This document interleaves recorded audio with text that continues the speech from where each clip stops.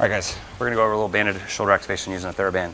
If you don't have a TheraBand available, we could use a gymnastics assisted band, but keep it at a very light resistance. We're gonna begin by starting off with our hands about shoulder width apart. And when we begin, we wanna think about holding the shoulders back and down as we move through these first few exercises. Beginning with turning the thumb back, keeping the elbow extended as the other thumb goes back and down behind. We're gonna go through reps here, and then we're gonna go the opposite direction here.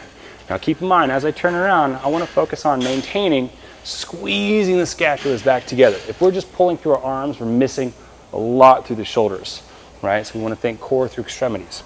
So once we finish here and then here, we will then bring our band back behind our body, thumbs out, bands about shoulder width apart. From here, I'm gonna focus on my shoulder posture and position and just pulling the band apart with small pulses, maintaining good control. We're not ripping through it for speed, we're looking for quality engagement.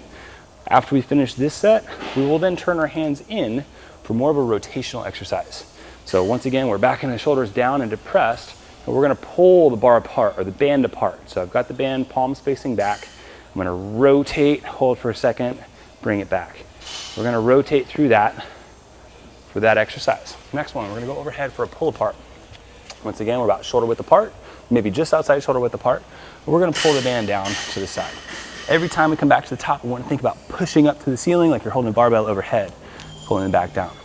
From there, last but not least, the pull apart.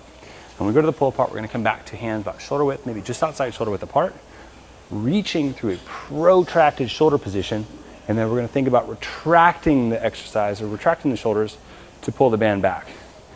All the way back in, try to keep the arms as close as you can at the end, and then focus on pulling from the shoulders, not pulling from the arms.